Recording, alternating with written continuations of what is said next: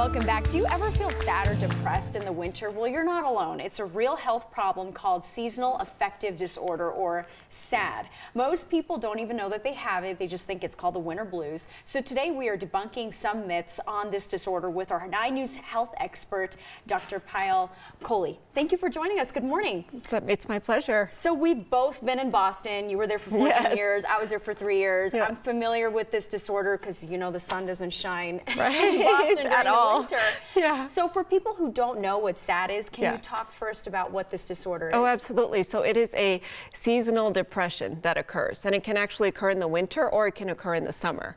So people think it's usually always linked to light, meaning that winter is more common, and that's true, but you can also have the summer variant of it where you actually have the light exposure can actually trigger depressive symptoms. The symptoms can last up to 40% of the year, and about 2/3 of people will have recurrence. So if you've had it once, you might have it the next season. The way that you know it's different from regular depression is usually it kind of goes away on its own as the seasons change. So we're debunking some myths. Yes. So the first one is that it's all in your head. Is that true or false? That is absolutely false. So when it was first described, people believed that really it is kind of all in your head. It's the winter blues. Yeah. And then subsequently, many studies have actually shown that it's a subset of major depression. I see. So a third to a half of people who get seasonal affective disorder will go on to have major depression in their life. So you should take it seriously. Absolutely. Right. And there's also biological mechanisms. So you have an increased sensitivity to light in your brain. You have usually low vitamin D levels. You have abnormal melatonin release. That's our sleep hormone. And all of those factors have thought to contribute to the development of SAD. Okay, Dr. Kohli, myth number 2, SAD only happens in the winter months. Yes. So we talked about this briefly, but that's the most common myth about SAD. And people associate it with light and things like that, but it can actually happen in the summer.